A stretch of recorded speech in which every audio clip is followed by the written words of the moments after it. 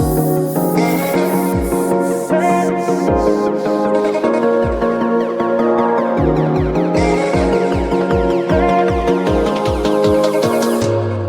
Hello hello, क्या हाल चाल। आप सबको नमस्कार। Welcome to the platform of physics navigator. कैसे हैं आप लोग, कैसी चल रही है आप लोगों की पढ़ाई।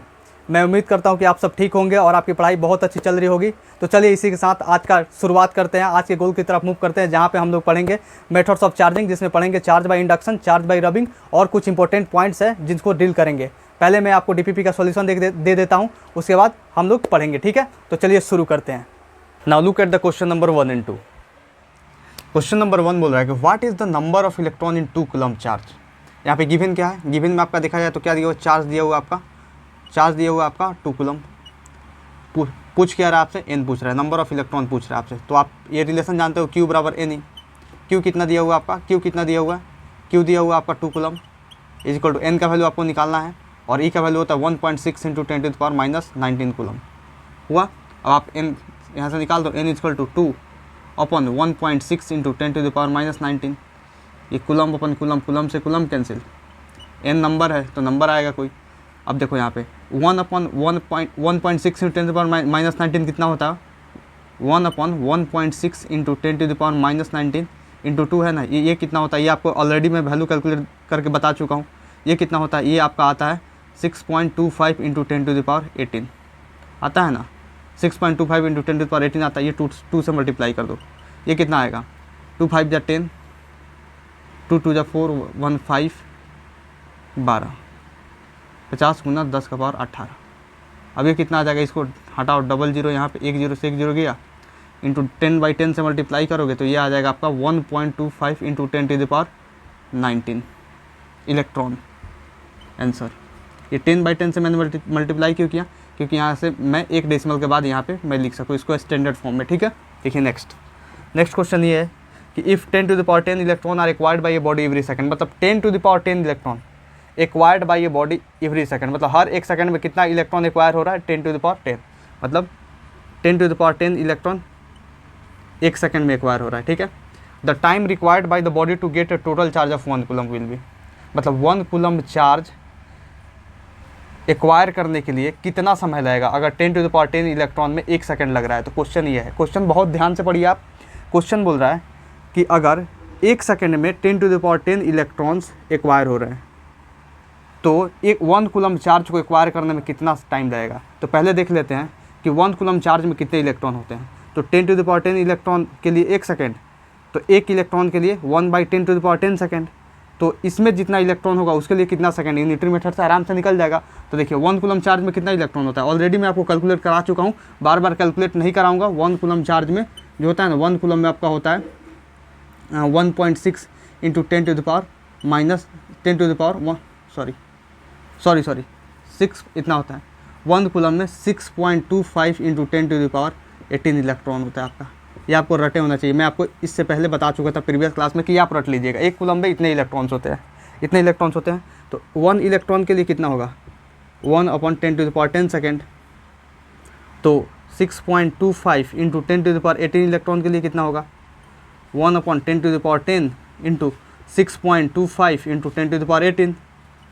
इजंट इट, सही है ना। देखो आप नेक्स्ट देखो, अब यहाँ से आप सोल्व कर देंगे हम, कितना ये 10⁻10 है और ये 10⁻18 है, ये ऊपर जाएगा 10⁻8 हो जाएगा, 6.25 × 10⁻8 सेकेंड आंसर। आया आपको समझ में। चलिए इसे नोट कीजिए फटाक से। Now look at the next question. Next question क्या बोल रहा है, नेक्स्ट क्वेश्चन बोल रहा है कि a cylindrical conductor is placed near another positively charged conductor. तो पहले एक स्टेटमेंट पढ़े, उस स्टेटमेंट को पहले समझने की कोशिश करें, फिर नेक्स्ट पढ़ें। ए सिलिंड्रिकल कंडक्टर, एक सिलिंड्रिकल कंडक्टर है, लो भैया ये एक सिलिंड्रिकल कंडक्टर है, सिलेंडर शेप का है, is placed near another positively charged conductor. कोई भी कंडक्टर का पॉजिटिवली चार्ज है, मान लो पॉजिटिवली चार्ज ऐसे होगा, पॉजिटिव चार्ज होगा उस पर, कंडक्टर ये बताया नहीं कि इसका शेप कैसा है, तो कोई भी शेप आप मान सकते हो। Is placed near A positively charged conductor, ठीक है। The net charge acquired by the cylindrical conductor will be. अब मान लो कि यहाँ पे पॉजिटिव चार्ज है और यहाँ पे क्या है, यहाँ पे एक सिलिंड्रिकल कंडक्टर है, मतलब ये न्यूट्रल है। मतलब ये बताया नहीं है कि ये पॉजिटिवली चार्ज है कि नेगेटिवली चार्ज है, मतलब ये न्यूट्रल है, न्यूट्रल है। और क्या ये है पॉजिटिवली चार्ज है और ये न्यूट्रल है। अगर इसके पास ला कर रख दे, ये पॉजिटिवली चार्ज है और इस सिलिंड्रिकल कंडक्टर को इसके पास ला कर रख दे, इसमें टच ना टच करा रहे हैं ना रब करा रहे हैं ना कुछ करा रहे हैं, बस इसके पास ला के रख रहे हैं, तो इस पर कौन सा चार्ज आएगा? मतलब ये बोल रहा है कि the net charge acquired by the cylindrical conductor will be, net charge क्या होगा इसका? नेट चार्ज जो होगा इस पर नेट चार्ज जीरो ही होगा। नेट चार्ज क्या होगा? नेट चार्ज क्या होगा? नेट चार्ज जीरो होगा। क्यों होगा जीरो भाई? क्योंकि चार्ज का यहाँ पे ट्रांसफ़र तो हुआ नहीं, क्योंकि टच कराते तो यहाँ से हो सकता है पॉजिटिव चार्ज यहाँ पे आ जाता, तो ये मतलब ये न्यूट्रल से पॉजिटिवली चार्ज हो जाता, लेकिन चार्ज का कुछ ट्रांसफ़र ही नहीं हुआ, पास में बस रखा गया है, इसलिए नेट चार्ज इस पर जीरो होगा। आया समझ में आपको? चलिए नेक्स्ट देखिए, तो इसका आंसर हो जाएगा आपका सी। देखिए नेक्स्ट क्वेश्चन बोल रहा है कि if A charge on a body is -1 नैनोकूलम, मतलब क्यू का वैल्यू कितना दिया है? -1 नैनोकूलम, ठीक है। Then how many number of excess electrons are present on the body? Excess electron, then how many number of excess electrons are present on the body, मतलब excess electron का मतलब charge मतलब गया है, इसीलिए एक्सेस इलेक्ट्रॉन हो जा रहा है। समझ में आ रहा है ना? आप देखिए क्यू बराबर एन ही लगा देंगे चुपचाप। क्यू कितना दिया है? 1 नैनोकूलम दिया हुआ है। एन का वैल्यू कितना दिया हुआ है? आपको निकालना क्या? एन निकालना है, तो एन इंटू ई का वैल्यू 1.6 इंटू 10⁻⁻19 हो गया। अब ये देखिए नैनो का वैल्यू कितना होता है? 1 ये कूलम होता है। नैनो का वैल्यू कितना होता है? नैनो का तो 1 नैनोकूलम 1 इंटू नैनो का वैल्यू होता है 10⁻⁹। मैं बेसिक मैथ्स में ये पढ़ाया हूँ, बेसिक मैथ्स में कि deci centi milli micro nano pico deca hecto kilo ये सब का वैल्यू कितना होता है और कैसे फाइंड करते हैं, कैसे चेंज करते हैं नैनोकूलम को कूलम में, नैनोमीटर को मीटर में, पिकोमीटर को मीटर में, डेकामीटर को मीटर में, डेसीमीटर को सेंटीमीटर में कैसे चेंज करते हैं, ये सब मैंने पढ़ाया हुआ है बेसिक मैथ्स में, समझे? बेसिक मैथ्स लेक्चर 2 में, ठीक है। अब देखिए इतना कूलम हुआ is equal to n into 1.6 into 10⁻⁻19 coulomb. Coulomb से कूलम कैंसिल, ऐसा समझ में आपको? अब n का वैल्यू निकालना है, n का वैल्यू निकालिए, ये हो जाएगा 10⁻⁻9, ये अपन ये हो जाएगा 1.6 इंटू 10⁻⁻19। अब देखिए 1/1.6 इंटू 10⁻⁻19 कितना होता है? इंटू 10⁻⁻9 ये कितना होता है? ये इसका वैल्यू ऑलरेडी मैं बता चुका हूँ कि अगर ये कहीं लिखा हो तो इसका मतलब होता है आपका 6.25 इंटू 10⁻18। आया समझ में? ऊपर से ये है इंटू 10⁻⁻9। अब ये कितना हो जाएगा? 6.25 इंटू 10⁻18 और ये -9। एक्सपोनेंट एंड पावर का रूल ये बेसिक मैथ में मैं सिखाया हूँ। 10⁻ कितना हो जाएगा? 9 इलेक्ट्रॉन आंसर। आया समझ में आपको? चलिए आया होगा आपको समझ में, चलिए इसे नोट कीजिए। Now look at the next question. Next question देखिए क्या बोल रहा है। The charge on 500 cc of water due to proton will be. ये क्वेश्चन थोड़ा आपको मुश्किल लगा होगा क्योंकि यहाँ पे आपको हो सकता है सीसी का मतलब नहीं समझ में आया हो, यहाँ पे प्रोटोन से कैसे निकाले ये नहीं समझ में आया हो। चार्ज बोल रहा है निकालने के लिए तो सी का फार्मूला एक ही फार्मूला रहेगा।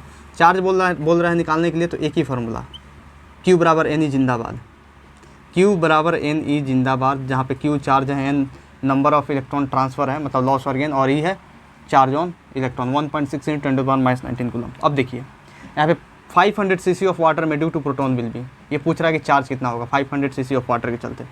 अब यहाँ पे देखिए, अब बहुत सोचिए, यहाँ पे देखिए मैं आपको ये जो है ना, ये क्वेश्चन जो है मतलब बहुत दमदार क्वेश्चन मैं बोलूँगा इसको, और ये क्वेश्चन थोड़ा सा मतलब समझिए कि कॉन्सेप्चुअल है। आपको अगर केमिस्ट्री आती होगी तभी ये क्वेश्चन आप ये कर सकते हैं, मतलब मोल कॉन्सेप्ट अच्छे से पढ़ेंगे तभी ये हो सकता है। देखिए मैं कैसे बता रहा हूँ आपको बोल रहा हूँ चार्ज निकालने के लिए आपको एन चाहिए और ई का वैल्यू ऑलरेडी आपको पता है, मतलब आपको चार्ज निकालना है तो ई का वैल्यू आपको ऑलरेडी पता है 1.6 इंटू 10⁻⁻19 कूलम, और एन चाहिए आपको, एन चाहिए मतलब नंबर ऑफ ये जो भी है यहाँ पे नंबर ऑफ जो प्रोटोन के चलते बोल रहा है तो यहाँ पर नंबर ऑफ प्रोटोन हो जाएगा, यहाँ पे नंबर ऑफ प्रोटोन हो जाएगा। ये क्या हो जाएगा यहाँ पे हेयर एन हो जाएगा, एन जो हो जाएगा ना ये नंबर ऑफ प्रोटोन के इक्वल हो जाएगा, नंबर ऑफ प्रोटोन के इक्वल हो जाएगा। यहाँ पे अगर इस क्वेश्चन में देखें तो, इस क्वेश्चन में देखें तो क्योंकि प्रोटोन के चलते बोल रहा है, और अगर इलेक्ट्रॉन के चलते बोलता तो यहाँ पे नंबर ऑफ इलेक्ट्रॉन हो जाता और नंबर ऑफ प्रोटोन हो जाएगा, तो ई का वैल्यू जो होता है ना प्रोटोन के लिए भी 1.6 इंटू 10⁻⁻19 कूलम होता है, इसलिए ये प्रोटोन के लिए भी ये फार्मूला वैलिड है।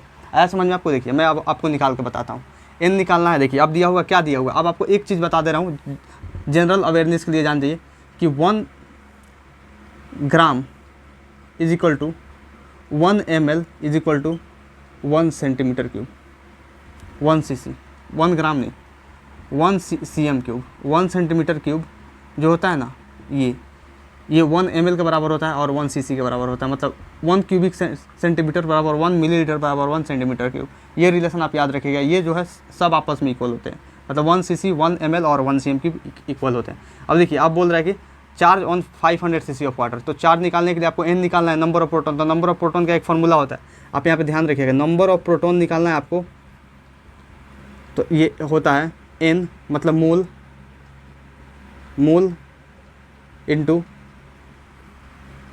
N Avogadro's number into number of proton in water, मतलब protonic number in water, proton number in water, proton number in water यहाँ पे हो जाएगा, क्योंकि यहाँ पे वाटर में निकालना है आपको। देखिए तो मोल कितना हो जाएगा, मोल हो जाएगा आपका 500 cc ऑफ वाटर दिया हुआ, 500 cc ऑफ वाटर। तो मोल होता है वेट अपन मोलर वेट।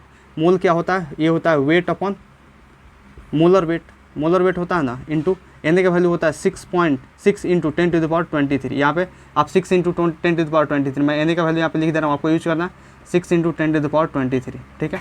अब देखिए अब proton number in water, proton number water, proton water में प्रोटोन कैसे निकल जाता है आपको पता होना चाहिए, आपको आता होगा। वाटर में प्रोटोन कितना हो जाएगा, हाइड्रोजन का एटॉमिक नंबर कितना है 1 होता है, लेकिन 2 हाइड्रोजन है तो 2 प्रोटोन हुआ, और ऑक्सीजन का एटॉमिक नंबर 8 होता है तो 8 प्रोटोन हुआ, 8 2 10 प्रोटोन हुआ, 10 प्रोटोन हुआ।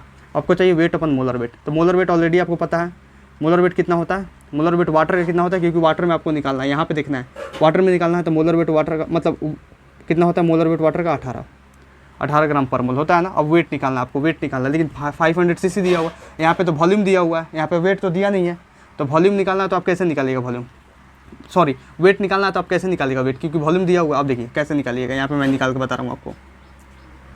ये देखिए जैसे मैं ये दिया हुआ वॉल्यूम दिया हुआ 500 cc, ठीक है। आपको वेट निकालना है, वेट इज इक्वल टू वाट, तो डेंसिटी आप जानते हैं, डेंसिटी क्या होता है, मास बाई वॉल्यूम, मतलब वेट बाई वॉल्यूम, मास बोलो या वेट बाई वॉल्यूम बोलो, तो आपको क्या निकालना है, वेट हो जाएगा density into volume, density into volume. Density कितना है, डेंसिटी कितना होता है वाटर का, क्योंकि वाटर के लिए निकालना है 1 ग्राम पर सेंटीमीटर क्यूब होता है, 1 ग्राम पर सेंटीमीटर क्यूब होता है, या 1 ग्राम पर ml भी लिख सकते हो आप ml लिखना चाहो, या 1 ग्राम पर cc भी लिख सकते हो, क्योंकि यहाँ पे cc में दिया हुआ, अगर ग्राम में दिया ml में दिया रहता तो यहाँ पे ml चिपकाते, अगर सेंटीमीटर क्यूब में दिया रहता तो यहाँ पे सेंटीमीटर में क्यूब में चिपकाते, लेकिन यहाँ पे क्यूबिक सेंटीमीटर cc में दिया हुआ है तो cc में लिखो, आप यहाँ पे cc में लिखो 1 ग्राम पर cc, 1 ग्राम पर cc होता है density of water, into volume कितना दिया हुआ 500 cc, 500 cc, ठीक है। अब ये cc से cc कैंसिल, अभी कितना होगा 500 ग्राम, मतलब ये 500 ग्राम आपको यहाँ पे पुट करना है।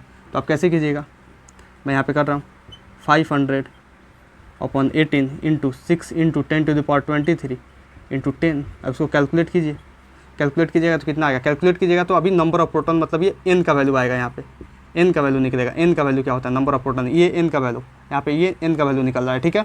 अब देखिए यहाँ से कीजिए 6 3 जा, अब यहाँ से कीजिए आप हो जाएगा ये 5/3 इंटू 5/3 इंटू ये हो जाएगा 10, मतलब ये हो जाएगा 10⁻26 हो जाएगा, ये कीजिएगा 10⁻26। अब देखिए नेक्स्ट मैं आपको बताता हूँ, इसे मैं मिटाता हूँ, इसे मैं नीचे करूँगा, देखिए अब देखिए यहाँ पे मैं करता हूँ। अब ये आ गया किसका वैल्यू, ये आ गया आपका n का वैल्यू, n का वैल्यू कितना आया, इतना आया। अब आपको निकालना है q बराबर एन, आपको q बराबर एन लगाना है, क्योंकि आपको चार्ज निकालना है।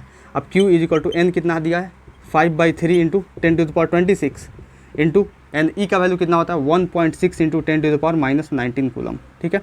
अब देखिए q निकालिए, ये 5/3 हो गया, अब ये हो गया, अब अपन ये 10 आएगा, ये हो जाएगा 16 25 80, 80/3 गुना ये 10 ऊपर जाकर 10⁻20 हो जाएगा, 10⁻20 10⁻26, ये 10⁻26 और ये 10⁻20, 10⁻20 आ जाएगा यहाँ पे -20, ठीक है। अब ये हो जाएगा 80/3 इंटू 10⁻, ये 26 - 20 कितना हो जाएगा 10⁻6।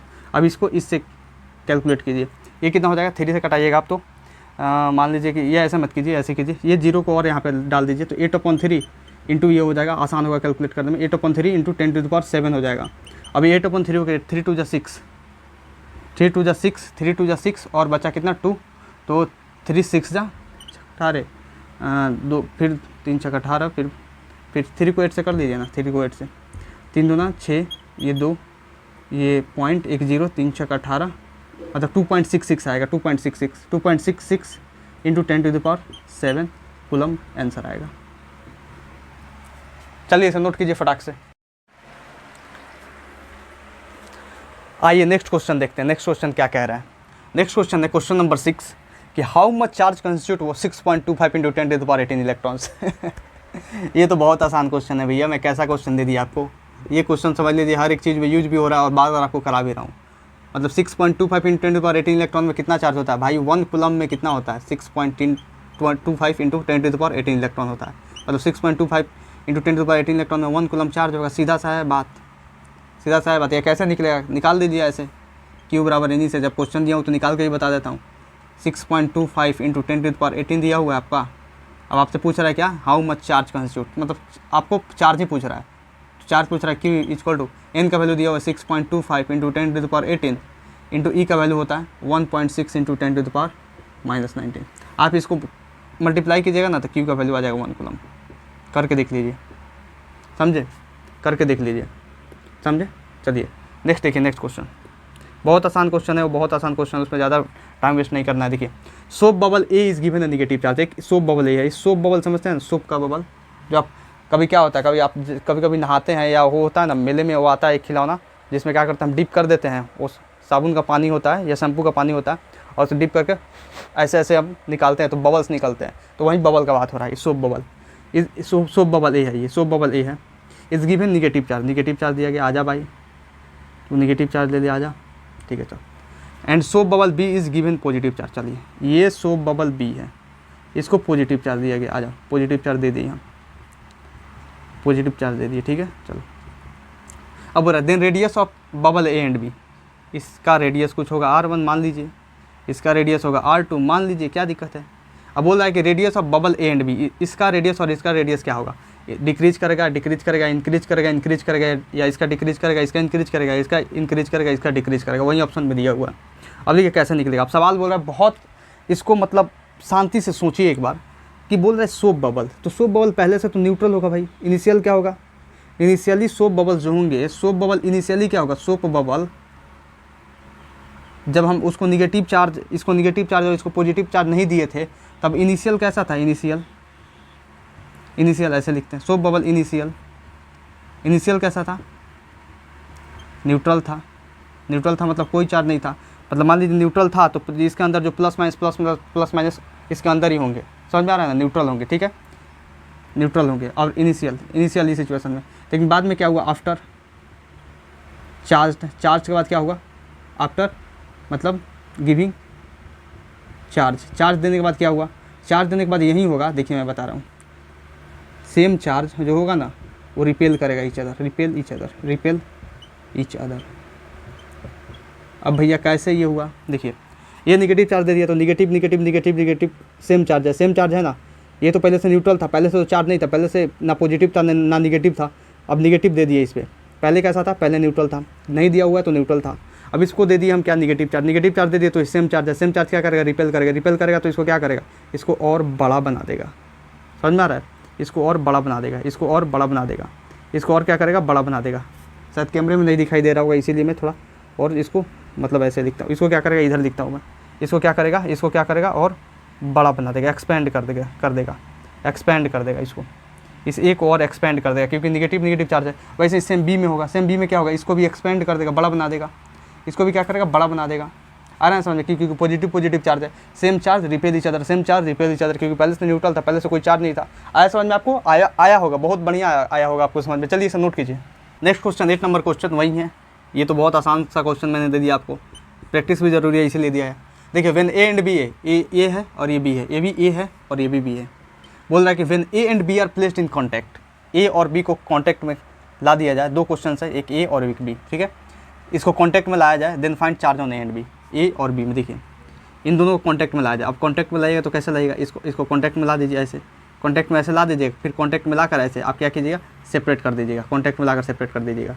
कॉन्टैक्ट में लाकर सेपरेट कीजिएगा तो क्या होगा, सेपरेट करने पे क्या होगा, चार्ज का ट्रांसफर हो जाएगा, तो कुछ जो पहले चार्ज था और जो बाद में चार्ज था वो वैसे नहीं रहेगा, लेकिन नेट चार्ज हमेशा जीरो ही, नेट चार्ज जो होगा वो सेम ही रहेगा आइसोलेटेड सिस्टम में। ये आपको मैं पढ़ा है, तो देखिए यहाँ पे क्या होगा, आपको क्या निकालना है, then find the final charge on A and B. Final charge on A and B आपको बताया, तो फॉर्मूला लगाइए, Q1 dash equal to R1 by R1 plus R2 into Q1 plus Q2, ठीक है। तो निकालिए आप यहाँ पे R1 कितना है 4R अपन 4R प्लस ये R2 कितना है 2R इंटू Q1 कितना है, Q1 है आपका 3 कूलम और प्लस Q2 कितना है 2 कूलम, ठीक है। निकाल लीजिए यहाँ से, क्या दिक्कत है, यहाँ पे 4R अपन ये 6R हो गया, R से R कटा 4/6 इंटू 3 2 5 होगा, ये 2 और ये 3, ये 5 और 10/3 कूलम, 10/3 कूलम आ गया आंसर। आ गया समझ में आपको।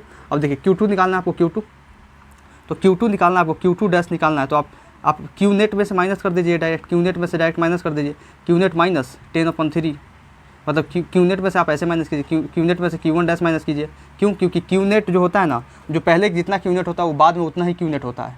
आपको समझ में आना चाहिए। कंजर्वेशन ऑफ चार्ज होता है, तो कंजर्वेशन तो इतना फाइनल में अगर इतना जो है Q1 डैश है तो Q2 डैश कितना होगा, Q2 डैश होगा Q net minus Q1 dash. पिछले क्लास में आपको बताया था, देखिए तो Q नेट कितना है, Q नेट आपका है 325 5 कूलम्ब माइनस Q1 डैश कितना 10/3 कूलम्ब 10/3 कूलम्ब 10/3 कूलम्ब। तो ये हो कैसा जाएगा, वो कैसा जाएगा, देखिए आप ये हो गया 3, ये 3 × 5 = 15 माइनस 10, ये कितना हो गया आपका 5/3 कूलम्ब। आया आपको समझ में, आया आपको समझ में। चलिए ये हो गया। ये मान लीजिए कि एक मेथड 1 था, मैं मेथड 2 से भी करके दिखा देता हूँ आपको। मेथड 2 से कैसे करेंगे, मेथड 2 से अगर इस Q2 डैश को निकालना है तो Q2 डैश को निकाल देंगे R2/R1 + R2 into Q1 + Q2 कीजिए, आएगा आंसर आपको। इससे भी यही आंसर आने वाला है, इससे भी यही आंसर आएगा, लेकिन इससे भी यही आएगा। ये जो है ना थोड़ा बुद्धिमानी वाला सोच है, इसलिए बुद्धिमानी वाला सोच है क्योंकि आप इससे पता चलेगा कि आपके दिमाग में जो चल रहा है ना, आप बहुत मतलब एनालिटिकल सोच रहे हैं, समझ रहे हैं, तभी ये जाकर ऐसे मतलब सोल्व होगा। चलिए नेक्स्ट देखिए, नेक्स्ट क्वेश्चन आप सोल्व कीजिए, किए होंगे। देखिए नेक्स्ट क्वेश्चन का सोल्यूशन मैं बोलूँ तो आपको सेम क्वेश्चन है, सेम क्वेश्चन। देखिए Q1 डैश इक्वल टू क्या हो जाएगा, Q1 डैश इक्वल टू हो जाएगा R1 मैं डायरेक्ट लिख रहा हूँ, फॉर्मूला नहीं लिखूँगा, R1 + R2 इंटू -4 + 7, ठीक है। ये कितना हो गया, ये 3, ये 4 R 3/4, R से R कैंसिल हो जाएगा, ये -4 + 7 × 3 हो जाएगा, 3 से 9/4 कूलम्ब, ठीक है। Q2 dash equal to direct formula लगा देता हूँ, R/3R + R इंटू -4 + 7, ठीक है। अब देखिए नेक्स्ट ये हो जाएगा R/3R, मतलब ये हो जाएगा 1/4 × 3, मतलब 3/4 कूलम्ब, ठीक है। चलिए इसे नोट कीजिए फटाफट। नेक्स्ट क्वेश्चन नंबर 9 है, वो बोल रहा है कि a body has -80 microcoulomb charge, number of additional electron in it will be. Charge कितना दिया हुआ है, Q का वैल्यू दिया हुआ आपका -80 माइक्रोकूलम्ब, -80 माइक्रोकूलम्ब दिया हुआ Q का वैल्यू, ठीक है। अब पूछ रहा है number of additional electron will be, मतलब आपसे पूछ रहा है N का वैल्यू क्या होगा। लगा दीजिए Q बराबर नहीं, Q बराबर नहीं लगाइए। Q का वैल्यू हम यहाँ पे 80 माइक्रोकूलम्ब भी डालेंगे, क्योंकि एडिशनल इलेक्ट्रॉन पूछ रहा है, मतलब यहाँ पे है कि मतलब चार्ज का ट्रांसफर हुआ है, मतलब नेगेटिव चार्ज है, ठीक है ना। देखिए यहाँ पे N का वैल्यू हो गया N इंटू N आपको फाइंड करना, और E का वैल्यू होता है 1.6 × 10⁻⁻19, ठीक है। अब यहाँ पे देखिए, अब यहाँ पे N का वैल्यू हो जाएगा आपका, ये कूलम्ब हो जाएगा, कूलम्ब से ये कूलम्ब कैंसिल, अब यहाँ पे हो जाएगा N का वैल्यू आपका हो जाएगा 80 माइक्रो अपॉन 1.6 × 10⁻⁻19। आपको पता होना चाहिए कि माइक्रो का जो वैल्यू होता है ना, वो होता है 10⁻�6, 80 × 10⁻⁻6 अपॉन 1.6 × 10⁻⁻19। अब ये पॉइंट गया था इंटू 10 हो गया, यहाँ पे 16 25 80 5 गया यहाँ पे। अब ये कितना हो जाएगा 5 इंटू कितना हो जाएगा 5 इंटू ये गया, ये हो जाएगा 10⁻⁵ और ये गया 10⁻⁻19, कितना हो जाएगा 10⁻14 हो जाएगा, 10⁻14 इलेक्ट्रॉन आंसर। आपको पता होना चाहिए ऐसे ही कैलकुलेशन आपको फटाफट आना चाहिए। मैं उसमें घूच पूछ करूँ इस कैलकुलेशन में तो ये सही नहीं है। मेरा काम है कॉन्सेप्ट बताना, कैलकुलेशन आपका करना काम है, इसलिए आपका करना कैलकुलेशन काम है क्योंकि मैं ऑलरेडी बेसिक मैथ्स में कैलकुलेशन को बहुत अच्छे से पढ़ा चुका हूँ, ठीक है ना। और ये कैलकुलेशन आपको समझ में भी आया होगा। क्या था ये 10⁻⁻6 इंटू 10 था, 10⁻⁻5 हुआ, ये 10⁻⁻19 गया तो 10⁻+19 हो जाएगा, और 10⁻⁻6 प्लस 10⁻+19 कितना होता है 10⁻14 हो गया आंसर। अब देखिए next, a glass rod rubbed with silk is touched with the knob of. अब ग्लास रॉड को क्या किया जाता है, जब भी रबिंग किया जाता है सिल्क से तो ग्लास रॉड पे पॉजिटिव चार्ज होता है, इस पर नेगेटिव चार्ज होता है। क्यों? क्योंकि यहाँ से जो होता है ना इलेक्ट्रॉन का ट्रांसफर हो जाता है सिल्क पे, इसलिए पॉजिटिवली चार्ज या नेगेटिवली चार्ज हो जाता है, ठीक है। It's touched with the knob of a positively charged electroscope then divergence. अब ये भैया अपना इलेक्ट्रोस्कोप था, ठीक है, इसका ये नॉब है, इसका ये डाइवर्जेंस है, और ये पहले से ये पॉजिटिव चार्ज है, ठीक है ना। अब पॉजिटिव चार्ज है तो कुछ डाइवर्जेंस था, यहाँ पे पॉजिटिवली चार्ज रॉड मतलब ग्लास रॉड जो रब किए थे सिल्क से, उस रॉड को लाकर यहाँ से टच करा देना है, टच कराने पे क्या होगा और ज़्यादा पॉजिटिव चार्ज आ जाएगा, और ज़्यादा पॉजिटिव चार्ज आ जाएगा तो और ज़्यादा मतलब जो थीटा जो था ना वो पहले से थीटा इंक्रीज कर जाएगा, क्योंकि same charge repel each other. Reason क्या है? Same charge repel each other, same charge repel each other, same charge repel each other. अब देखिए नहीं ये हो जाएगा आंसर इसका। नेक्स्ट देखिए, नेक्स्ट क्वेश्चन देखिए, ये नेक्स्ट क्वेश्चन जो है ना थोड़ा सा समझने वाला क्वेश्चन है। डाटा देख के इसमें घबराना नहीं। An object of mass 10 kg, मास कितना दिया हुआ आपका 10 kg दिया हुआ, ठीक है। Has +5 coulomb charge, +5 coulomb charge दिया हुआ, ठीक है। When it is moving with 5 km/h, मतलब जब वो 5 km/h से मूव कर रहा है। What is the charge on object when it comes to rest. अब सवाल को पढ़िए, सवाल को पढ़ के आपको लगेगा कि इसमें कुछ फाइंड करना है, कुछ कैलकुलेशन करना है, इसमें कुछ दिमाग लगाना पड़ेगा, लेकिन कुछ दिमाग नहीं लगाना। बस ये खेल है कि आपको अगर चार्ज की प्रॉपर्टी पढ़े होगे तो ये सवाल बन जाएगा। चार्ज की प्रॉपर्टी है कि चार्ज इज़ इनवेरिएंट, चार्ज जो होता है इनवेरिएंट होता है, मतलब that is does not depend upon speed, does not depend upon speed, depend upon speed. Speed पे जो चार्ज होता है वो डिपेंड नहीं करता है। स्पीड पे जब चार्ज डिपेंड नहीं करता है तो आप स्पीड को घटाइए बढ़ाइए, जितना चार्ज था उतना ही रहेगा। मास से क्या मतलब है उसको, स्पीड से भी कोई मतलब नहीं, क्योंकि स्पीड पर डिपेंड नहीं करता है। तो जितना चार्ज पहले था जब वो मूव कर रहा था 5 किलोमीटर पर आवर से जिस भी स्पीड से, और जब रेस्ट में आ गया तभी वो 5 कूलम चार्ज होगा, मतलब charge remain same, charge remain same, charge remains same, इसका आंसर हो जाएगा।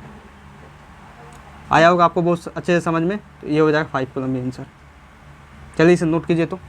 तो चलिए आज के गोल की तरफ मूव करते हैं, जहाँ पे हम लोग पढ़ेंगे methods of charging, charge by friction and charge by induction, और उसके बाद बहुत सारा क्वेश्चंस करेंगे। तो चलिए देखिए पहले चार्ज बाई फ्रिक्शन क्या होता है। सेकंड नंबर है चार्ज बाई कंडक्शन, मैं आपको पढ़ा चुका हूँ मेथड्स ऑफ चार्जिंग में। ये चार्ज बाई फ्रिक्शन है, charge by friction. Charge by friction को चार्ज बाई रबिंग भी बोला जा सकता है, मतलब चार्ज बाई फ्रिक्शन या चार्ज बाई रबिंग दोनों सेम ही है। देखिए इसको बहुत डिटेल में हम लोग स्टडी करने वाले हैं, और बहुत ध्यान से आप सुनिए मैं क्या बोल रहा हूँ, बहुत ध्यान से सुनिए। देखिए चार्ज बाई जो रबिंग होता है ना, चार्ज बाई रबिंग या चार्ज बाई फ्रिक्शन, ये जो होता है इंसुलेटर का प्रॉपर्टी होता है। चार्ज बाई कंडक्शन किसका प्रॉपर्टी था, कंडक्टर का प्रॉपर्टी था, लेकिन ये जो है इंसुलेटर का प्रॉपर्टी है। बस कंडक्टर को हम चार्ज कर सकते हैं चार्ज बाई कंडक्शन से, लेकिन इंसुलेटर को, बस इंसुलेटर को ही हम चार्ज कर सकते हैं चार्ज बाई फ्रिक्शन से, समझे। तो देखिए ये जो है ओनली इंसुलेटर, इंसुलेटर को क्या बुलाता है, non conductor. Only non conductor या insulator can be charged by process of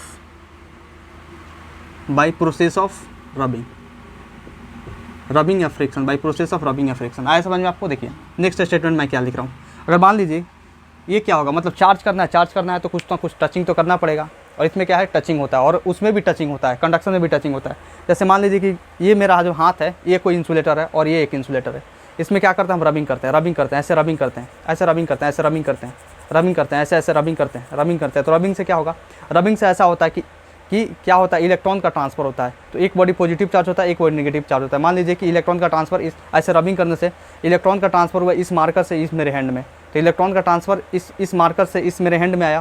तो इलेक्ट्रॉन का ट्रांसफर जब इस हैंड में आया तो इलेक्ट्रॉन ये क्या हो गया, ये क्या इलेक्ट्रॉन लूज किया, और ये मेरा हैंड क्या किया, इलेक्ट्रॉन गेन किया। तो क्या हो गया, ये हो गया मेरा हैंड हो गया निगेटिवली चार्ज, और ये मार्कर हो गया पॉजिटिवली चार्ज। तो यहाँ पे वही खेला होने वाला है। देखिए कि when two bodies are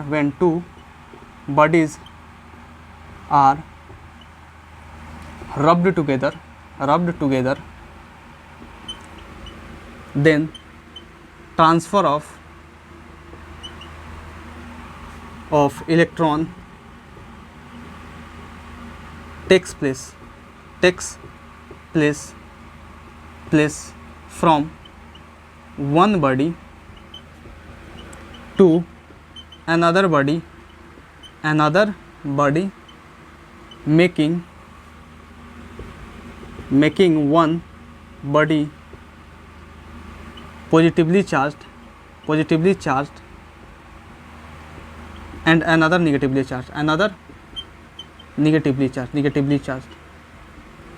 आया आपको समझ में? नहीं आया? अगर नहीं आया तो कोई बात नहीं, मैं एग्जांपल दूंगा, सब समझ में आ गया। देखिए मैं पहले स्टेटमेंट्स लिख लेता हूँ। देखिए नेक्स्ट स्टेटमेंट ये है कि equal and opposite charges, equal and opposite ऐसे लिखिए, equal in magnitude and opposite in nature,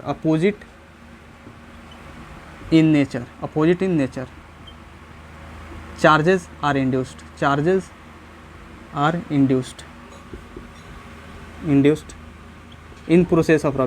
process of rubbing, इसका मैं रीजन भी लिखाने वाला हूँ। यहाँ पे मैं रीजन लिखाऊंगा आपको, इसका रीजन क्या होगा, ठीक है। अब देखिए नेक्स्ट पॉइंट मैं लिखा देता हूँ, फिर मैं रीजन लिखाऊंगा। नेक्स्ट पॉइंट ये है कि no new charge is created in the process of rubbing,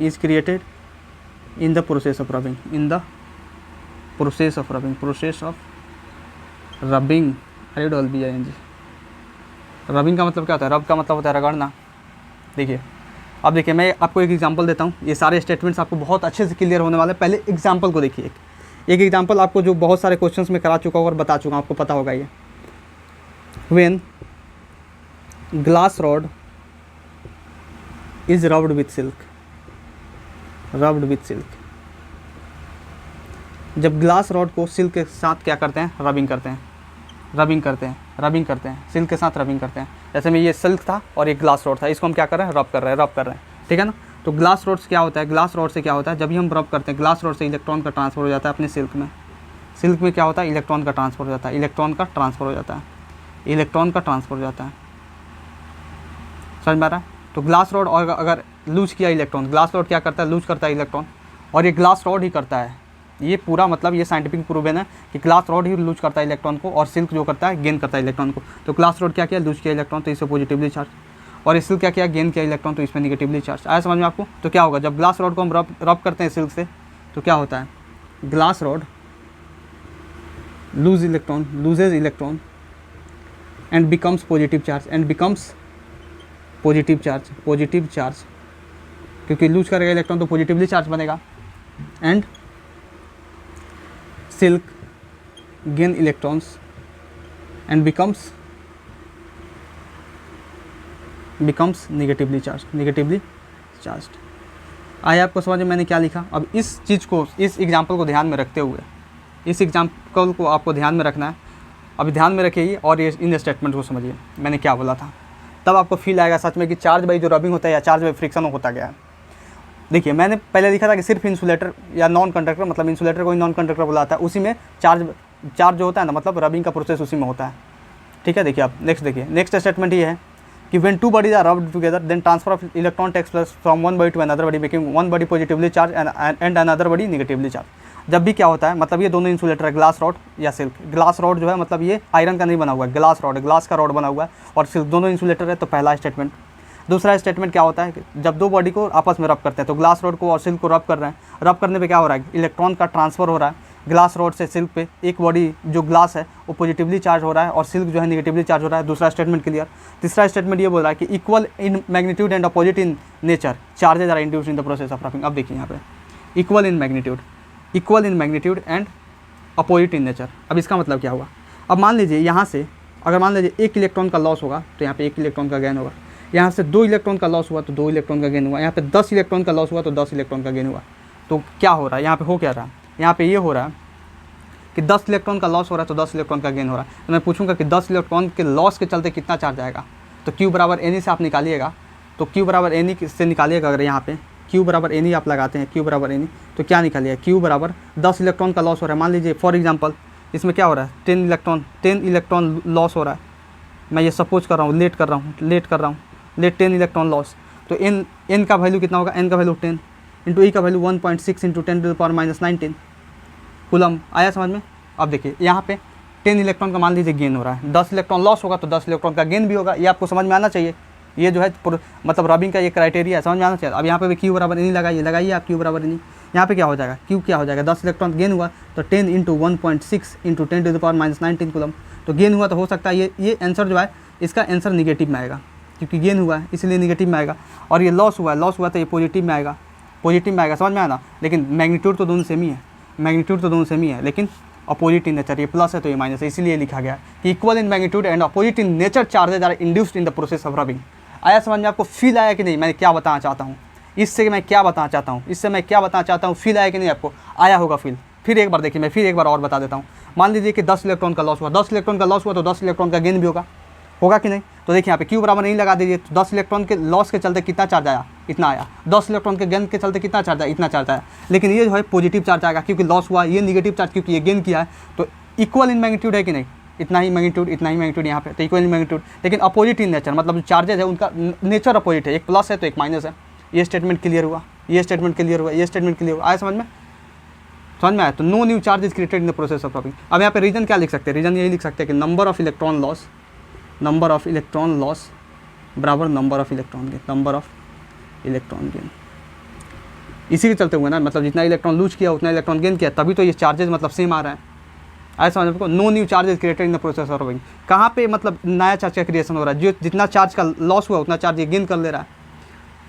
समझ में आ रहा है ना, जितना चार्ज का लॉस हो रहा है उतना चार्ज का गेन कर रहा है। तो कोई नया चार्ज तो यहाँ पे आ नहीं रहा है, कोई नया चार्ज तो यहाँ पे दिया नहीं जा रहा है। ऐसा नहीं कि यहाँ पे 10 कूलम चार्ज आ रहा है तो यहाँ पे 20 कूलम हो जा रहा है, ऐसा नहीं है कुछ भी ना।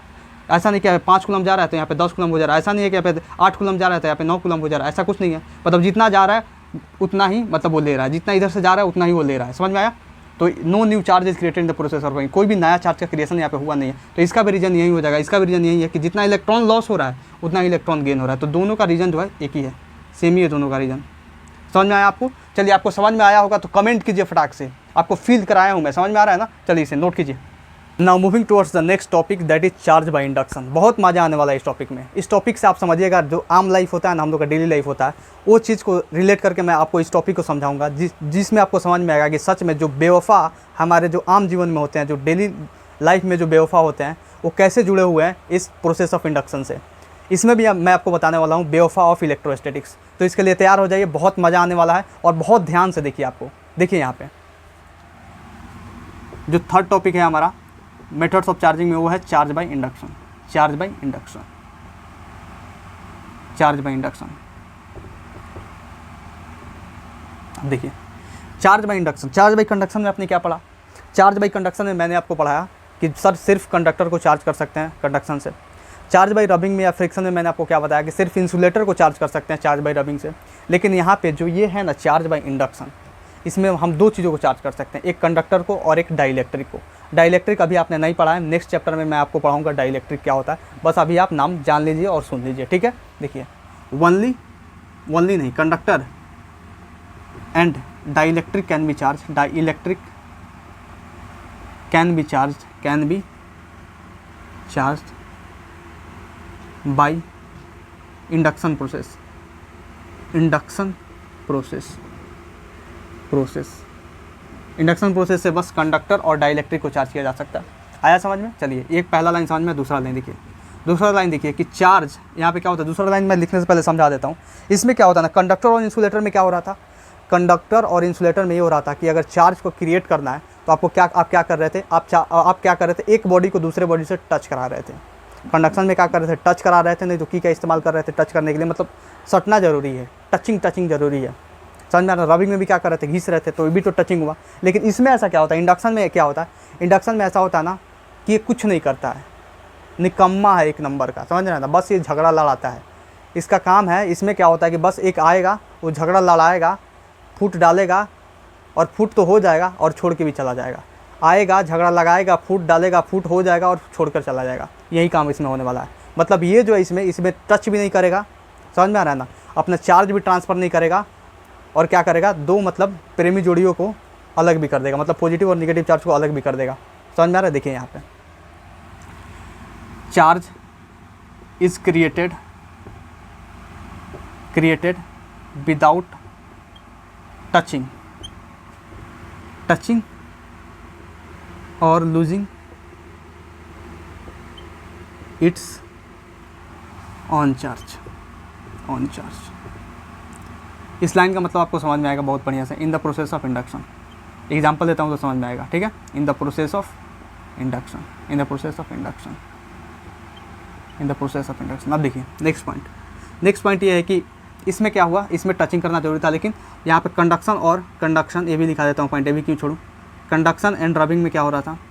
क्योंकि हर एक चीज़ को लिखना जरूरी है, क्योंकि आपकी आंखों से जब गुजरा होगा तभी आपको समझ में आएगा। बार बार वहाँ पे सोचने की जरूरत नहीं है। वहाँ पे जस्ट एग्जाम जब आप दीजिएगा तो आपको फटाफट आपके दिमाग से निकलना चाहिए। कंडक्शन और रबिंग में क्या होता? टचिंग नेसेसरी था। ऐसा समझ में आपको? टचिंग नेसेसरी था। अब देखिए क्या होता है, मैं कुछ स्टेप्स लिखता हूँ। पहले मैं क्या करता हूँ, मार्कर में अपने इंक डाल दूँ, उसके बाद मैं कुछ स्टेप्स लिखता हूँ। इंक थोड़ा कम हो गया, उसके बाद आपको समझ में आएगा कि चार्ज बाय इंडक्शन क्या होता है। समझे? ये जो चार्ज बाय इंडक्शन है ना, पूरा डेली लाइफ से जुड़ा हुआ है। जैसे में लव लाइफ होता है ना, उससे जुड़ा हुआ है। ये आपको बेवफाई जो है ना, फिजिक्स में भी देखने को मिलेगा कि इलेक्ट्रोस्टैटिक्स में कैसे बेवफाई होता है।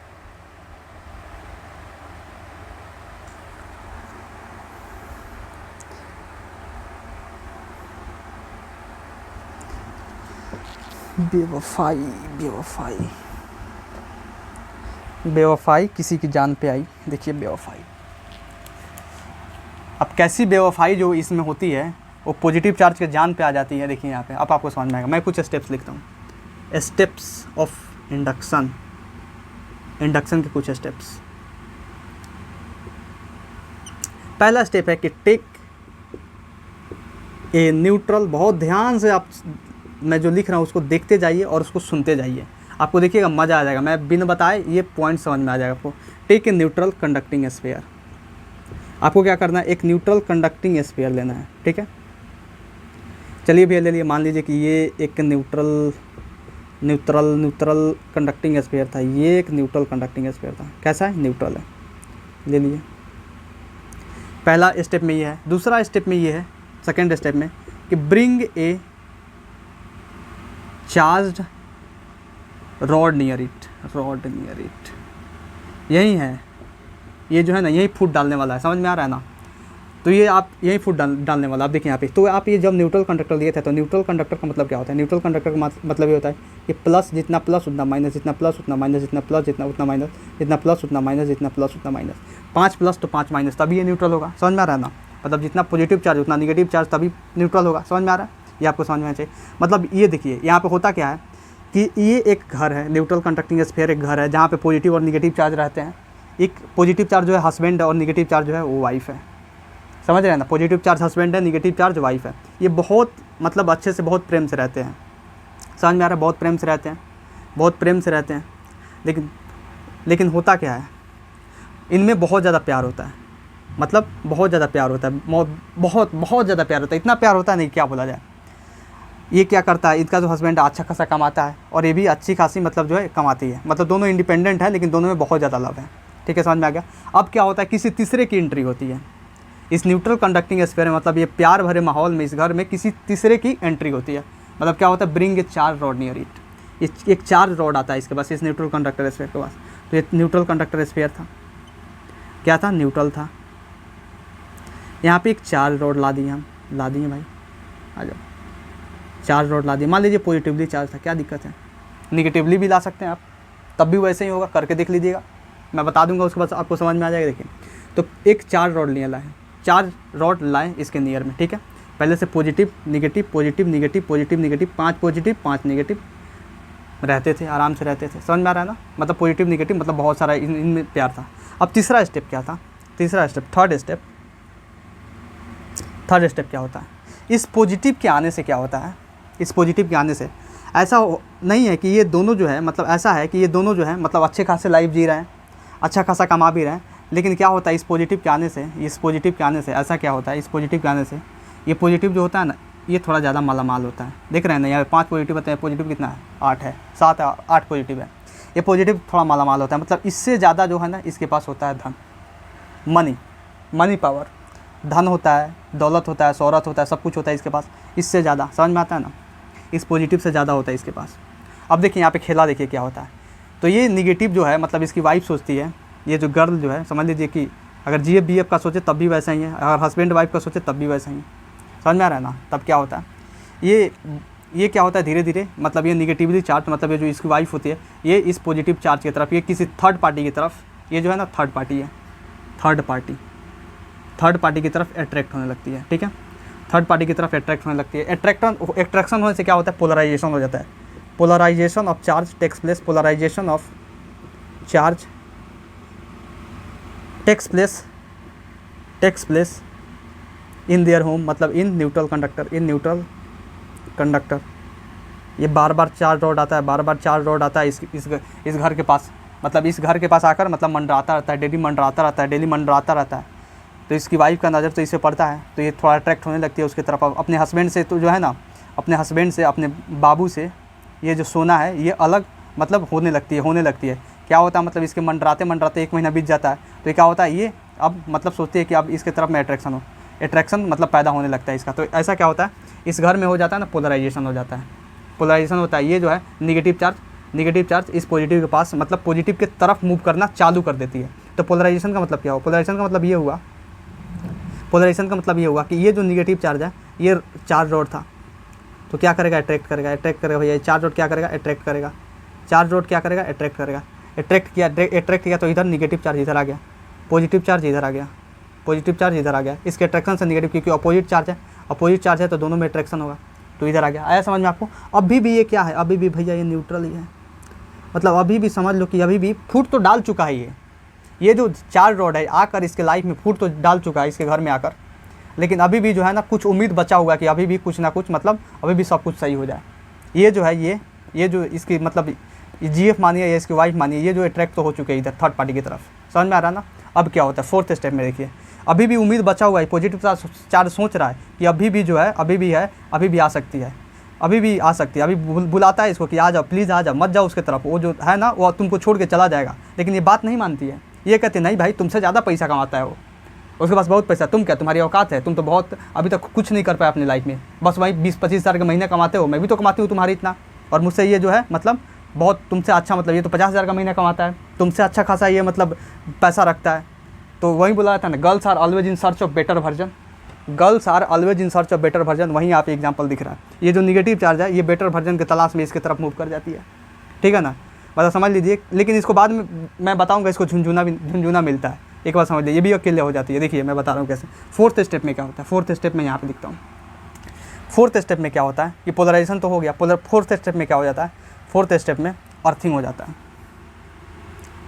फोर्थ स्टेप में अर्थिंग होता है। लेकिन फोर्थ स्टेप नहीं है ये अर्थिंग, मैं अर्थिंग आपको पहले बता रहा हूँ अर्थिंग क्या होता है। अब देखिए यहाँ पे एक बार और समझा दूँ मैं आपको।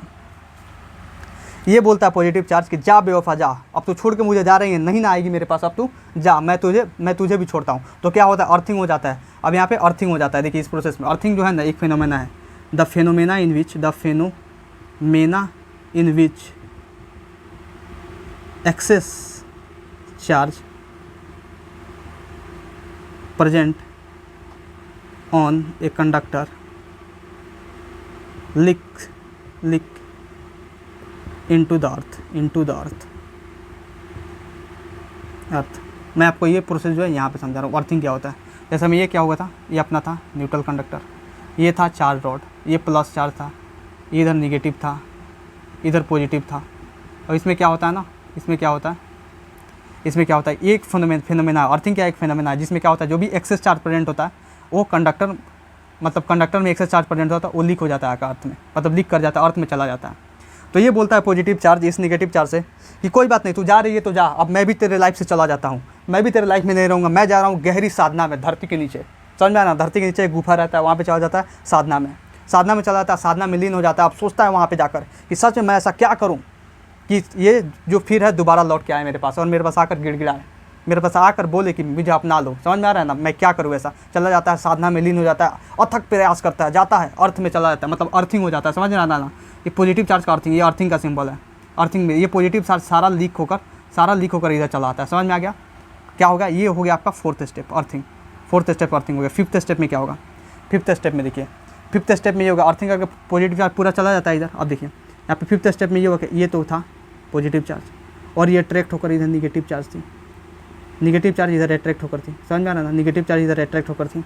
अब क्या होता है, ये पॉजिटिव चार्ज जो है ना, ये क्या करता है, पॉजिटिव चार्ज आम लाइफ में क्या होता है, आम लाइफ में यही होता है कि ऐसे ही क्या करते हैं, फंसाते हैं सब, ऐसे ही लाइफ में फूट डालते हैं, फंसाते हैं सब। ये निगेटिव चार्ज का मतलब क्या करता है, दूसरे की जेब का यूज करेगा, यूज करके ये निकल जाएगा, बाद में ये क्या हो जाएगा, बाद में ये झुंझुना इसको मिलेगा। तो यही होता है, यहाँ पर भी वही होता है।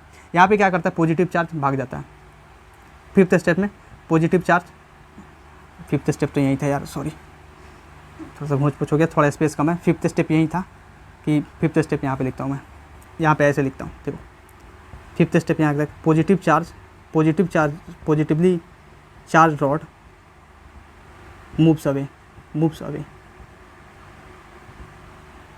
मतलब रिमूव्ड। जब हम रिमूव कर देते हैं पॉजिटिव चार्ज रॉड को तो क्या होता है, देखिए ये पॉजिटिवली चार्ज रॉड था, इसको हम रिमूव कर दिए, पॉजिटिवली चार्ज रॉड था, ये निगेटिव चार्ज रॉड था, इसको हम रिमूव कर दिए तो क्या होगा, ये तो निगेटिवली चार्ज होता है, रिमूव हो गए। उसके बाद जो होता है ना, उसके बाद जो charge on sphere distributed uniformly.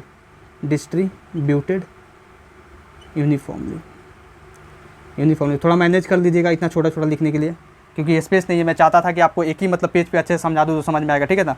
अब देखिए यहाँ पे क्या हुआ, यहाँ पे तो ये चला गया गहरी साधना में अपना प्लानिंग करने की, आगे मुझे क्या करना है, कि फिर आए और गिड़गिड़ाए।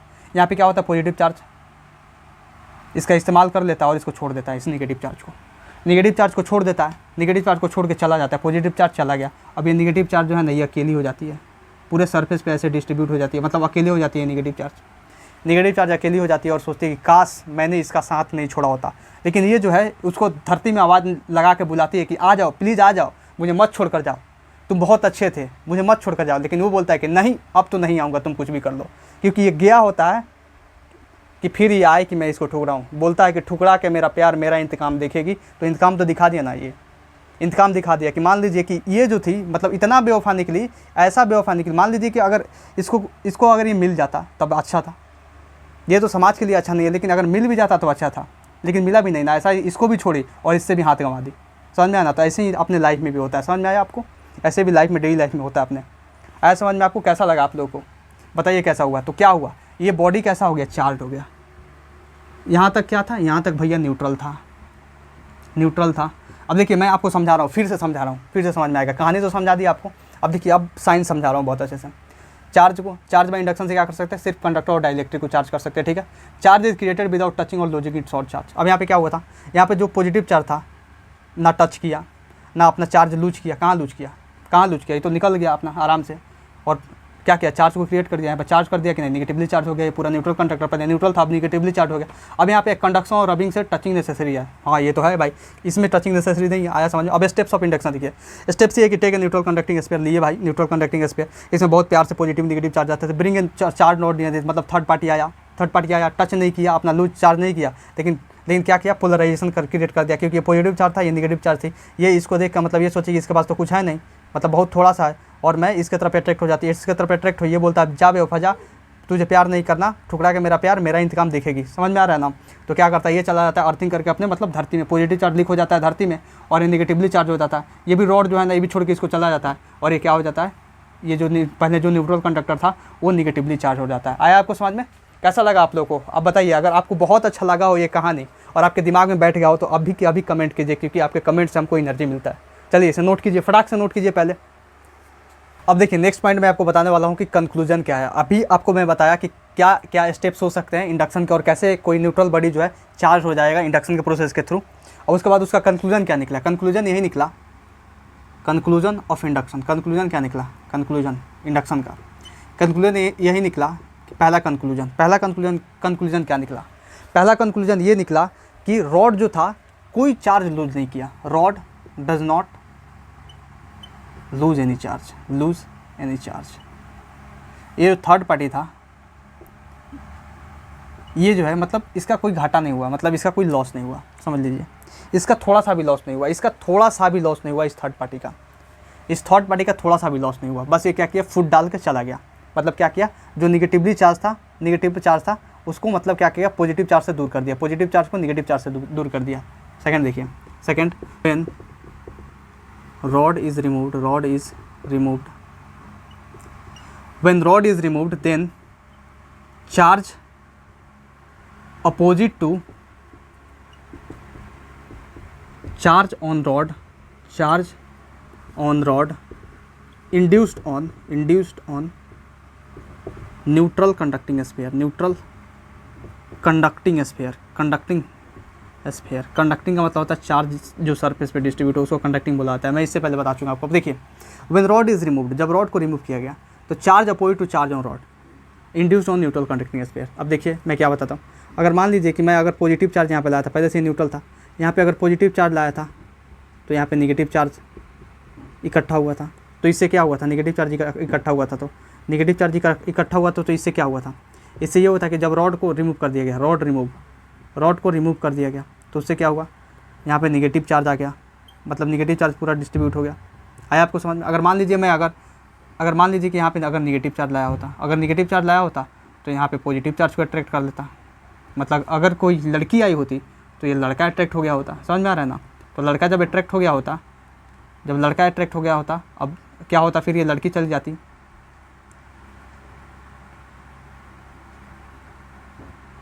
रिमूव कर दिया गया रॉड को, निगेटिवली चार्ज रॉड को, तो क्या हुआ, लड़की चली जाती, तो लड़की चली जाती क्या होता, ये लड़का अकेला पड़ जाता, मतलब उस लड़की से भी हाथ गंवा बैठता और ये तो लड़की छोड़ के चली जाती। समझ में आया ना आपको? तो मतलब अगर पॉजिटिव चार्ज के केस में मैंने आपको पढ़ाया, लेकिन नेगेटिव चार्ज के भी केस में होगा तो वैसे ही होगा। आ गया समझ में आपको? चलिए इसे नोट कीजिए, मैं नेक्स्ट पॉइंट की तरफ मूव करता हूँ। नेक्स्ट आपको मैं कुछ इंपॉर्टेंट पॉइंट्स बताने वाला हूँ। इसे अजब गजब का खेला है, यही तो जीवन का मेला है। जहाँ तक देखा जाए तो ये पॉजिटिव चार्ज को क्या हुआ है, पॉजिटिव चार्ज अकेला पड़ गया कि नहीं, निगेटिव चार्ज भी अकेली पड़ गई। मतलब एक देखिए, एक तीसरे के आने से मतलब एक घर में फूट होना अच्छी बात नहीं है। कोई अगर तीसरा आपके लाइफ में आता है तो बस इतना ही आप समझिए कि वो जो आया है ना, बस अपने आप को चमकाने आया हुआ है, बस आपका इस्तेमाल करने आया हुआ है, वो बाद में छोड़कर चला जाएगा। कोई अगर मान लीजिए कम पैसा कमाता है तो ज़रूरी नहीं है ये कि वो कम प्यार भी आपसे करता है। कम पैसा कमाने वाला ज़रूरी नहीं कि वो कम प्यार आपसे करेगा। अगर स्ट्रॉन्ग बॉन्डिंग है ना तो सबसे ज़्यादा वो सबसे बेस्ट होता है। स्ट्रॉन्ग बॉन्डिंग है तो सबसे ज़्यादा बेस्ट होता है। वो जो आपसे सबसे ज़्यादा प्यार करने वाला आपके लिए दुनिया ला कर दे देगा। आपको जिस चीज़ की ज़रूरत होगी वो चीज़ ला कर दे देगा, आपके लिए बहुत मेहनत करेगा और आपको खुश रखेगा। लेकिन यहाँ पे क्या था, यहाँ पे ऐसा नहीं था। यहाँ पे वो प्यार तो करता था, लेकिन ये जो निगेटिव चार्ज थी, निगेटिव चार्ज ये छोड़कर पॉजिटिव चार्ज के पास चली गई। तो समझिए निगेटिव चार्ज मतलब कैसी थी और पॉजिटिव चार्ज को कितना दुख हुआ होगा। तो बस यही लाइफ, आम लाइफ में होता है। समझिए हम निगेटिव पॉजिटिव से आपको क्या समझाना चाहते हैं। तो क्या होता है, अगर आपको कोई ऐसा छोड़कर चला जाए तो सीधी सी बात एक बोलिए उसको कि लागी से तो टूटी अच्छी इन बेकदरों की यारी, लागी से तो टूटी अच्छी इन बेकदरों की यारी, भला हुआ संग जल्दी छूटा मेरी उम्र ना बीती सारी, बेकदरों से करके प्यार कद्र गंवाई दिल की यार। सीधी सी बात है, समझे ना। और फिर आके आप मूव कर दीजिए, लेट गो कर दीजिए, समझे ना। चलिए आप नेक्स्ट टॉपिक की ओर मैं चलता हूँ और मैं आपको नेक्स्ट अभी बताऊँगा कुछ इंपॉर्टेंट पॉइंट्स जो बहुत ज़्यादा इंपॉर्टेंट है। चलिए देखिए यहाँ पे इंपॉर्टेंट पॉइंट्स पढ़ लो भाई। देखो पहला इंपॉर्टेंट पॉइंट है कि चार्ज ऑन इलेक्ट्रॉन कितना होता है। चार्ज ऑन इलेक्ट्रॉन ये आपको आता होगा, लेकिन बता देता हूँ, -1.6 × 10⁻⁻19 कूलम्ब। सेकेंड पॉइंट है charge on proton. Charge on proton क्या है? चार्ज ऑन प्रोटॉन है +1.6 × 10⁻⁻19 कूलम्ब। मतलब ये आप बोल सकते हैं कि सेम इन मैग्नीट्यूड है, बट अपोजिट इन नेचर है। Opposite in nature. मैं आपसे बोलूँ कि जितना इलेक्ट्रॉन का चार्ज होता है उतना ही प्रोटॉन का चार्ज होता है। ये स्टेटमेंट सही है गलत? ये स्टेटमेंट बिल्कुल सही है। नेचर अपोजिट होता है, बाकी जो चार्ज होता है ना मैग्नीट्यूड सेम होता है। मतलब जितना चार्ज इलेक्ट्रॉन पे होता है उतना ही चार्ज प्रोटॉन पे होता है। बस ये माइनस चार्ज होता है क्योंकि इलेक्ट्रॉन नेगेटिव होता है, और ये प्लस चार्ज होता है क्योंकि प्रोटॉन पॉजिटिव होता है। आया समझ आपको? नेक्स्ट देखिए, थर्ड पॉइंट है मास ऑफ इलेक्ट्रॉन। ये होता है 9.1 × 10⁻31 kg। चौथा पॉइंट देखिए मास ऑफ प्रोटॉन। ये होता है 1.67 × 10⁻27 kg। आया समझ में आपको? चलिए ये पॉइंट आपने देख लिया। अब नेक्स्ट मैं आपको बता रहा हूँ। ये फिफ्थ पॉइंट देखिए। फिफ्थ पॉइंट ये है कि 1 जो ई का वैल्यू होता है ना, 1/e का मतलब हो गया 1/1.6 × 10⁻19 कूलम्ब।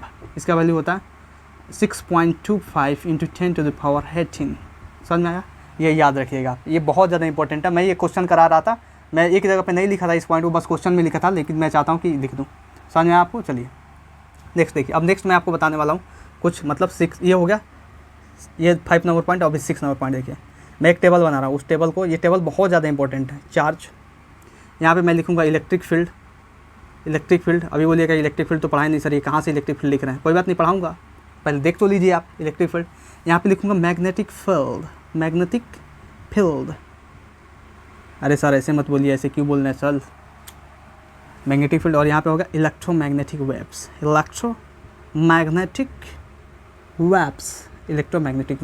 आज समझ में आपको? अब देखिए यहाँ पे ये चार्ज था जिसको Q से रिप्रेजेंट किया जाता है, इलेक्ट्रिक फील्ड था जिसको E वेक्टर से रिप्रेजेंट किया जाता है, मैग्नेटिक फील्ड था जिसको B वेक्टर से। अभी छोड़ दीजिए रिप्रेजेंटेशन, इलेक्ट्रोमैग्नेटिक वेव्स को किसी भी चीज़ से रिप्रेजेंट नहीं किया जाता। आया समझ में? अब मैं आपको एक टेबल बताने वाला हूँ। ये टेबल,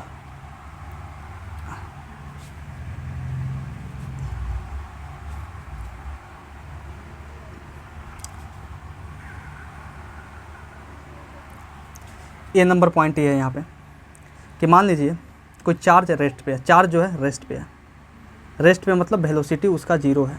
आज समझ में? अगर जो चार्ज जो रेस्ट में होता है उसका इलेक्ट्रिक फील्ड पे क्या फ़र्क पड़ेगा, मतलब उसके चलते इलेक्ट्रिक फील्ड जनरेट होगा कि नहीं, मैग्नेटिक फील्ड जनरेट होगा कि नहीं, इलेक्ट्रोमैग्नेटिक वेव जनरेट होगा कि नहीं, ये मैं बताने वाला हूँ। दूसरा, अगर चार्ज जो है मतलब कांस्टेंट वेलोसिटी से मूव कर रहा है, तो कांस्टेंट वेलोसिटी मतलब एक्सेलरेशन 0।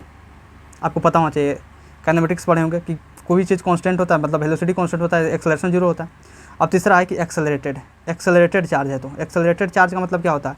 एक्सेलरेटेड चार्ज का मतलब होता है कि वेलोसिटी भैया ना कांस्टेंट है और वेलोसिटी ना भैया 0 है। आपको ये समझ में आया होगा? समझ में आया ना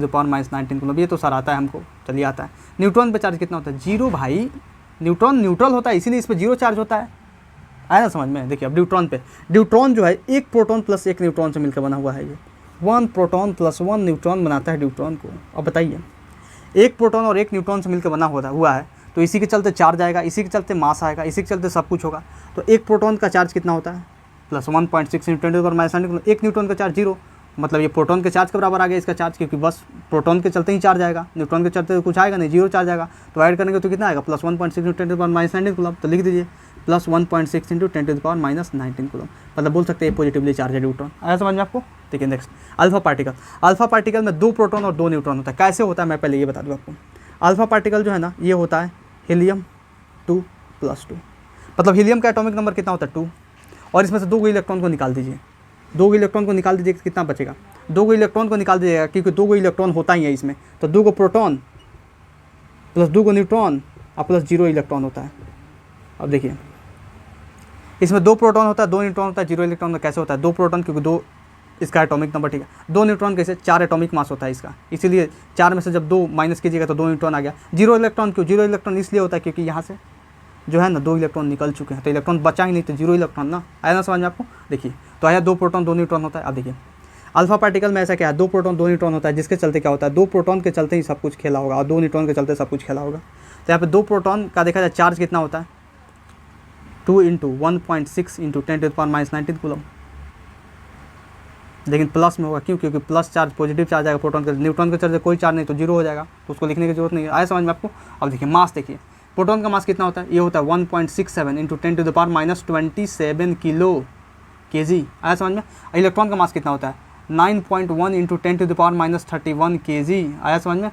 न्यूट्रॉन का मास कितना होता है, न्यूट्रॉन का मास इसी के बराबर होता है, प्रोटॉन के बराबर, लेकिन स्लाइटली जो होता है ना न्यूट्रॉन का मास ज़्यादा होता है, बहुत छोटा, मतलब बहुत थोड़ा सा, न्यूनतम नेग्लिजिबल मास ज़्यादा होता है न्यूट्रॉन का प्रोटॉन से, तो इसी के बराबर लिख देते हैं 1.67 into 10⁻27 kg।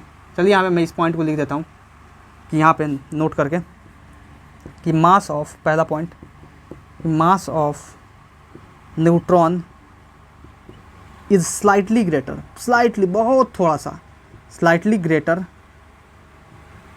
Then mass of proton, then mass of proton, mass of proton. आया समझ में। चलिए नेक्स्ट देखिए, न्यूट्रॉन का मास कितना होता है, तो न्यूट्रॉन का मास कितना होता है, न्यूट्रॉन का मास होता है इतना और प्रोटॉन का मास भी होता है इतना, तो न्यूट्रॉन का मास इसका दोगुना हो जाएगा, क्या दिक्कत है, 2 इंटू 1.67 इंटू 10⁻27 kg, क्योंकि एक बार प्रोटॉन का एक बार न्यूट्रॉन का, तो 2 बार ये हो गया। आगे समझ में। अल्फा पार्टिकल का मास कितना होता है, अल्फा पार्टिकल का मास देखिए, अल्फा पार्टिकल मास 2 प्रोटॉन के चलते 2 न्यूट्रॉन के चलते आएगा, मतलब 4 इंटू 1.67 इंटू 10⁻27 kg। आ रहा है समझ में, आ रहा है ये टेबल। अब अल्फा पार्टिकल का मैं जैसे आपको बताया कि इसका जो मास होता है वो होता है 4 इंटू 1.67 इंटू 10⁻27 kg। अब ये क्यों होता है, क्योंकि इसमें 2 प्रोटॉन और 2 न्यूट्रॉन है, तो 2 प्रोटॉन और 2 न्यूट्रॉन का मास को ऐड कीजिए, इतना मास आएगा, ठीक है। देखिए अब रिलेटिव चार्ज क्या होता है, रिलेटिव चार्ज देखा जाए ना तो इसको +1 बोला जाता है, रिलेटिविटी अगर ऐड किया, क्यों रिलेटिव ऐसा है, मैं आपको यहाँ पे एग्जांपल लिख दूंगा, तो उससे आपको समझ में आएगा कि क्यों रिलेटिव इतना है, ठीक है। इसका -1 होगा, इसको रिलेटिव चार्ज 0, क्योंकि 0 है तो 0, इसका +1 ही होगा। आया समझ में आपको। अब इसका जो है +2 हो जाएगा, ठीक है, इसका +2 हो जाएगा, ठीक है, क्योंकि यहाँ पे +2 है, +2, इसको 1 बोला जाएगा। जहाँ पर रिलेटिव यूज करना है ना, तो रिलेटिव के लिए मैं यहाँ पे लिख रहा हूँ कि for relative charge use 1.6 into 10⁻19 is equal to 1, आपको इसको 1 यूज करना है। अब यहाँ पे रिलेटिव मास के लिए देखिए, रिलेटिव मास का कैसे होगा, रिलेटिव मास कैसे होगा कि रिलेटिव मास आपको समझना 1.67 इंटू 10⁻27 kg को मास ऑफ प्रोटॉन समझिए, इसे मास ऑफ प्रोटॉन, तो ये मास ऑफ प्रोटॉन है, इसके रिलेटिव में देखेंगे, किसके रिलेटिव में देखेंगे, इसको देखेंगे relative to mass of proton, relative to mass of proton, mass of proton, mass of proton, mass of proton के रिलेटिव में इसको देखना है, तो मास ऑफ प्रोटॉन के रिलेटिव में देखना है, तो मास ऑफ प्रोटॉन को मास ऑफ प्रोटॉन मान लीजिए, ठीक है।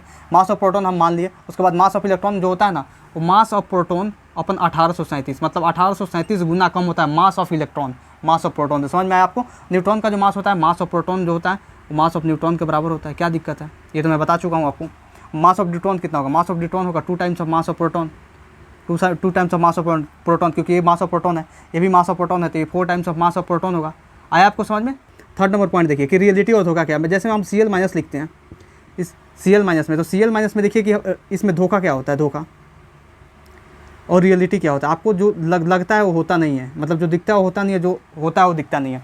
तो देखिए यहाँ पे क्या होगा, Cl- लिखा होगा तो आपको लगेगा जो ये जो है ना Cl- पे -1 चार्ज, ऐसा नहीं है, ये रिलेटिव चार्ज दिया गया है, ये रिलेटिव चार्ज है, ये रिलेटिव चार्ज है, रिलेटिव चार्ज है, ये कौन सा चार्ज है, ये रिलेटिव चार्ज है। रिलेटिव चार्ज जो है ना ये दिया हुआ है -1, रिलेटिव चार्ज -1 है, लेकिन जो यहाँ पे चार्ज है ना, एक्चुअल चार्ज बोला जाए, जो चार्ज है वो है -1 इंटू 1.6 इंटू 10⁻19 कूलम, ये चार्ज है।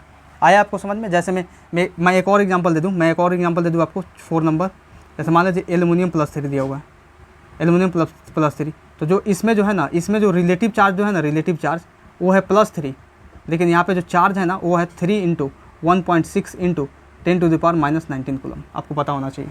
एक्चुअल चार्ज जो है ये है और ये रिलेटिव चार्ज है, तो ये धोखा है, ये आपके लिए क्या है, ये धोखा है, धोखा है। जो आप समझते हैं वो नहीं है, यहाँ पे 3 नहीं है, यहाँ पे जो है ना 3 इंटू 1.6 इंटू 10⁻19 है, यहाँ पे हो जाएगा ये रियलिटी। आया समझ में आपको।